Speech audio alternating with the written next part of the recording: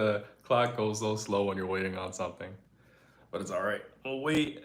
All right, 10 seconds are in. Hey, y'all. Welcome to another episode of AVIOT Sunday Brew. This is an extension or affiliated with the AVIOT podcast, which you can find on streaming services near you. I feel like it's deja vu all over again because it is 2 weeks since I last live streamed and said, hey, y'all, my bad for being gone for so long. I've had a lot that I was dealing with. And once again, I went away for another 2 weeks. That was not my intention. Life in general, you get caught up in a lot, and I'm just really working on this whole discipline thing, trying to stay on top of all of my matters when it comes to this parent company, Chemistry Productions, which the AVIOT podcast falls underneath. But hey, I'm here right now. A couple of weeks ago, I went to surprise my sister for a birthday celebration that my mom was throwing for her. That was really cool. And then that's why I missed that Sunday. Then last Sunday, life in general just happens. I'm reminded that June is National Men's Health Month. At first I thought it was National Men's Mental Health Month, but it's actually Health Month, in which we're focusing on all aspects of men's health. And I believe it's very important to have this time to hone in on that, because as men, I tell you from a male perspective, a lot of times we're holding a lot in, we're juggling a lot of hats, and that can lead to our downfall. You have men that are the most successful at taking their own lives because they have the pressures of societies, the pressures of the world just on their back. And because of that, they just feel they can't take it anymore. So I'm reminded of that, and I want to say for men out there, just know that there is another day. You deserve to live, you deserve to thrive, you deserve to have your needs met. However, make sure that you are taking the necessary steps in order to help yourself out. What do I mean by that? Number one, getting your health checked, going to get a physical done. If you need to get a colonoscopy, I know a lot of men out there don't like that, but if it's the difference between living and not living, you just gotta suck it up and do it, for lack of better words. Blood pressure. I know for black men, blood pressure is a huge thing that is taking the lives of many black men out there. So making sure you go to the doctor. If you got to get on blood pressure and medication, if you have to change the way that you're living in order to better yourselves, that's important. Mental health is very important.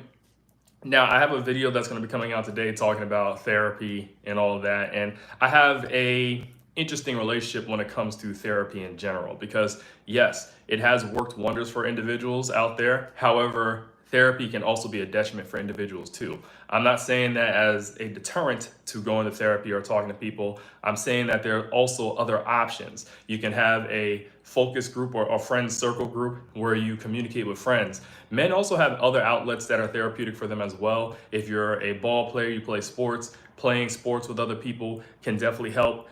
You have the barbershop, talking with like-minded individuals, getting advice from older men can be very helpful. Finding a mentor figure.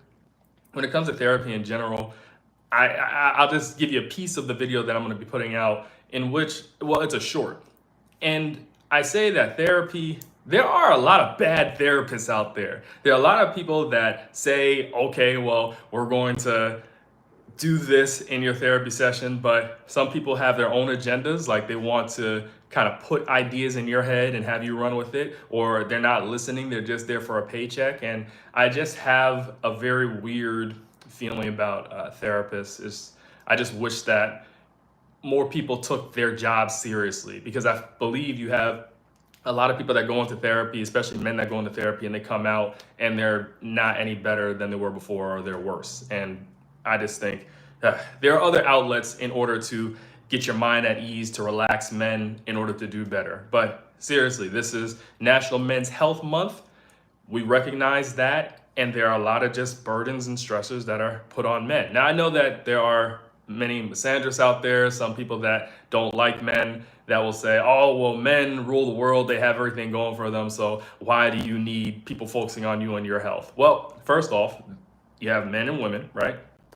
And I believe that everyone deserves to live a life of happiness and peace and get their health matters met. Now, when you're talking about the men ruling the world, that is only a subset of men. That's not all men, right? There's layers to this. You have the men over in Washington.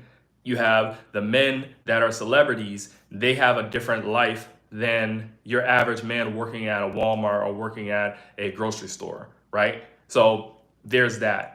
Also, when it comes to these even male celebrities, they deal with pressures too. So let's not act like they have it all together. Yes, they might have a little better. However, they have families to take care of. They have the pressure to keep on performing. If they are a symbol that women desire, they have to keep that appearance up. So they have pressures as well. So that just goes to say that men do have health matters that they need addressed, and I believe it's important for us to focus on that. June is a good month to highlight it, but even after June, men, do what you can to address these health matters. Make sure that your needs are being met safely, of course. Because the other thing too, especially when it comes to men's mental health, when those matters aren't dealt with or aren't addressed, you have horrible outcomes. Like I said earlier, men taking their lives. You also have men that act violent. So it does impact society as a whole. You have men that aren't emotionally regulated, then they end up harming other women. They end up harming other men, and they become menaces to society. So we have to focus on this. Now, with this whole talk of men's health, I'm reminded of the NBA finals that just occurred between the OKC Thunder and the Indiana Pacers. In that game, you have the Indiana Pacers star Tyrese Halliburton, who was injured going into it, and he felt that he still needed to play. And as a result, he ended up rupturing his Achilles tendon. That was horrible. It was horrible to watch. Now, me personally, once I saw that, I just cut the game off, turned to something else. But it's this idea of men, like, man up. You always have to be on. Think about if Tyrese Halliburton didn't play in that game, knowing that he was injured. A lot of media outlets, because of how we're conditioned to view men in sports, would have said, oh, well, he should have still went out there and tried to compete. This is the final game. It was game 7. So the NBA finals, for those of you who don't watch basketball, they go up to a game 7. It's the best out of 7. So each team had won 3 games apiece, and whoever won the 4th game would be declared the victor, the NBA champion of the 2024-2025 season. So people would say, well, Tyrese Halliburton, this is a game 7 of the NBA finals in this season. Like, you should have just toughened up and just played. So he would have heard that, but he chose to play, and now he ruptured his Achilles, and now he's out for probably over a year, all because he wanted to play in this one game and he wanted to give it his all. So that's what I mean by men's health. Make sure that you're taking care of yourself. And sometimes we just gotta ignore the noise. If people are telling you to man up and you know something is not gonna be good for you in the long run, don't listen to those opinions. Do what you gotta do in order to survive, in order to thrive. And also, I do think it's on society too to make sure that you are not parroting messages that can harm men as well. I know there are women out there that will date men, toxic men, and they'll say men are trash, men ain't ish, right? And it's not that, it's the men that you dated might have been trash. The men that you dated probably weren't that great. And that's that. Generalizing to all men, that is problematic, because that also encompasses the men that are really trying out there. Now, people will say, well, a hit dog will holler. They're not talking about you. They're airing out their frustration. I get it. However, you do have some people that go the extra mile, and then they start talking to men any type of way, and they start ending up like the men that they despise. So what they'll do is, because they have bad experiences with men, the next man that they date, they might treat them wrong, or they might talk down to them, or they might not take anything from them, even if the man is being genuine in his intentions. And as a result, you become the man that you did not like. And that's not to go in on the person that was harmed by a man in their dating experience. I'm saying that sometimes is the case. Now, men do have to step up and do a better job when it comes to treating women, treating other men, just how everything is in society. I just point that out as an example. It is a very nuanced conversation, and I don't think it's as simple as, well, men are trash. There are contributing factors to why some of these men end up being trash. Maybe their fathers weren't in the home. Maybe their mothers were neglecting them. Maybe they were failed by the school system. Maybe they were failed by society. We have all these messages that tell you what it is to be a man. You have to look a certain way. You have to act a certain way. You got to have a full beard that connects, right? That's just a running joke I've seen online when it comes to black men in general. But these things add up. And I really feel for the underdogs sometimes, like short men, right? Everyone says short jokes are funny and people trash on short men. It's funny because I actually have come across women that'll be about 5'1", 5'2", talking about they want a man who's 6'3", 6'5". And my thing is, first off, that's not in your height class, man. And what happens is if y'all get together and procreate, you're going to create the men that you don't want to date. You're going to create the men that are 5'8", 5'9". So I'm saying all to say, if you're a woman that's 5'1", 5'2", it's no problem dating someone who's 5'9", 5'6". That's still within your height range. I understand that women want to look up to a man in some cases, but some of these expectations are unrealistic. All right, not to get on women. That's not the point of this. I wanted to focus on men's health and how men have expectations and how men have to do a better job of saying no. So with the Tyrese Halliburton situation where he ruptured his Achilles, I truly hope that he's okay. And I hope that he has a successful recovery journey and that he could bounce back and be the player that he was, maybe even better. I know Kevin Durant had ruptured his Achilles some years back and he's still doing a great job. He was with the Phoenix Suns. I think he got traded to the Houston Rockets, so he's going to be playing with Houston. I'm interested to see how that turns out. Speaking of basketball, I want to talk about the WNBA. Now, the WNBA, the All-Star game, is coming not too long from now. I got to see when. WNBA All-Star. WNBA, excuse me, I got to do my research. All-Star game. So the All-Star game will be, what date? The All-Star game, they do not do a good job of showing the date. Like, I'm literally typing the date online, like, when is the date of the All-Star game? Obviously, I should have had these facts before I did this show, but what, like, see, really? All-Star game, when is it? Bruh, WNBA got to do a better job with this. Oh, here, type in. Okay, there we go. July 19th. Jeez. July 19th is the WNBA All-Star game. And the votes are in. The voting has closed for the All-Star game. I know a lot of it's a popularity contest. Some of the names that I've seen pop up, I'm just like, it doesn't make any sense. And I hope that, I know every year there are going to be snubs, but for certain individuals with the WNBA All-Star game, I hope that they're not snubbed. Specifically, Brittany Sykes, aka Slim, who plays for the Washington Mystics. She's been balling this year.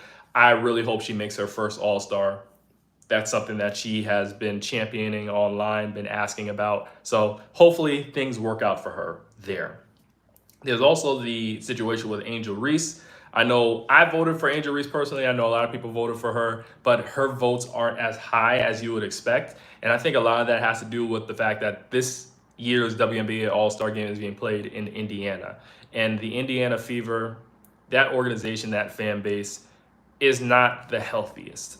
A lot of them are very bigoted, and I know that Angel has received a lot of hate from that fan base. So my theory is a lot of Angels fans, because Angel is actually the most followed player in the WNBA on social media.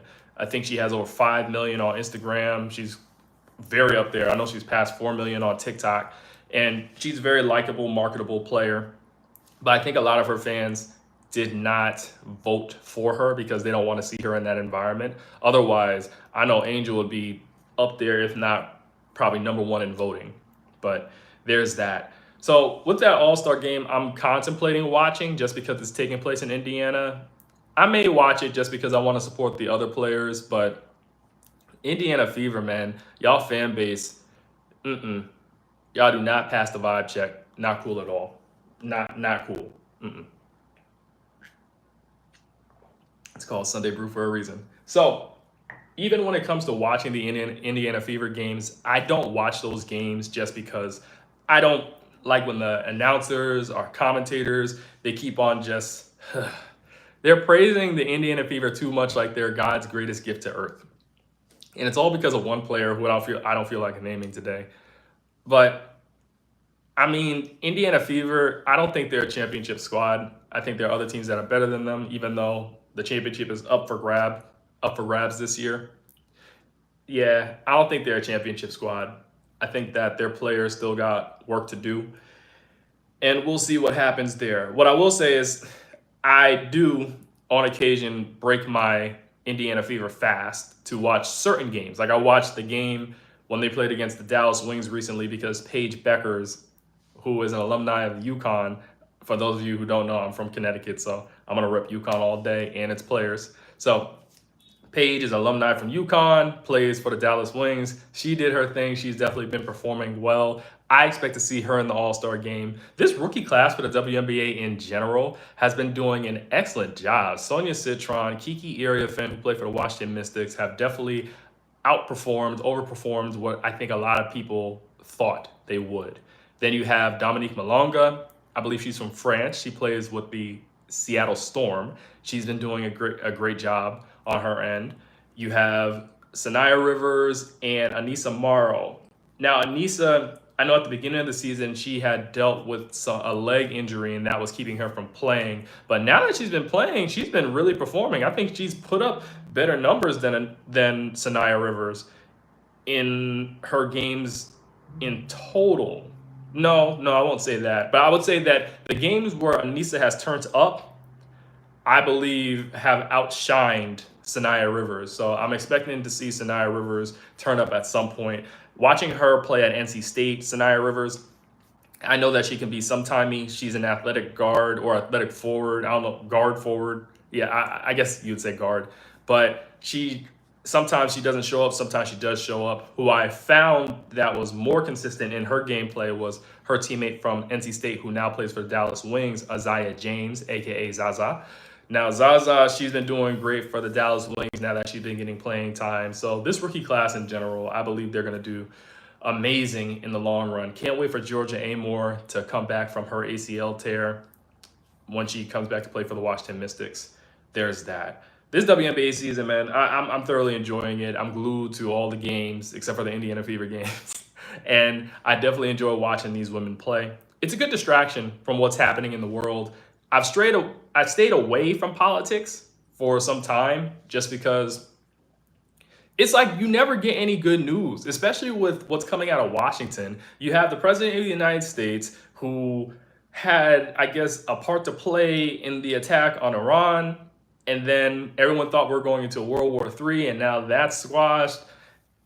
It's just nothing good's ever happening. And then recently, there was a funeral service that was held for Minnesota lawmaker Melissa Hortman and her husband, Mark Hortman, whose lives were taken by a MAGA enthusiast who showed up at their doorstep impersonating a cop and then took their lives. Like, you go there impersonating a cop, you take their lives because you want to support this current administration. That's crazy. And I felt like that story just got swept under the rug so fast. You hold their funerals, and I really feel bad for those individuals because they were just trying to do their service as politicians to try and serve the public. And then their funeral happens, and you have the president of the United States doesn't even show up to their funeral. To me, that says I support the behaviors of this vigilante, this person who felt like they wanted to take the law into their own hands. The president of the United States should have been at the funeral for Melissa and Mark. Should have been there. I don't care if you're opposing parties, you still should have been there because these two lawmakers were Democrats. Still should have been there. It's ridiculous. It is totally ridiculous. What kind of a world do we live in? What kind of a country do we live in where people just feel they could just take the lives of lawmakers or people they don't agree with? I mean, it's been happening all the time, but that's why I stay away from politics right now, man. Like, sometimes I may address it here and there just because it's in the news and it would be irresponsible of me not to. But seriously, it could be so draining. Men's Health Month, National Men's Health Month. Got to protect my mental health, right? So just pivoting from that, I know I won this huge soliloquy, this huge soapbox earlier in this episode right here, speaking about men taking care of your health. Let me tell you what I'm doing to take care of my health. I've been in the gym more often. I've made a goal to just commit to being in the gym to help my physical health out. I believe that's very important for my future self and for my current self. Mentally, being in the gym helps you out when it comes to depression, when it comes to anxiety. It also gets you on a schedule. It also makes you disciplined. So if there's other areas of your life that you want to commit to, going to the gym and being disciplined with a regimen there, that can also help other areas of your life as well. So there's that.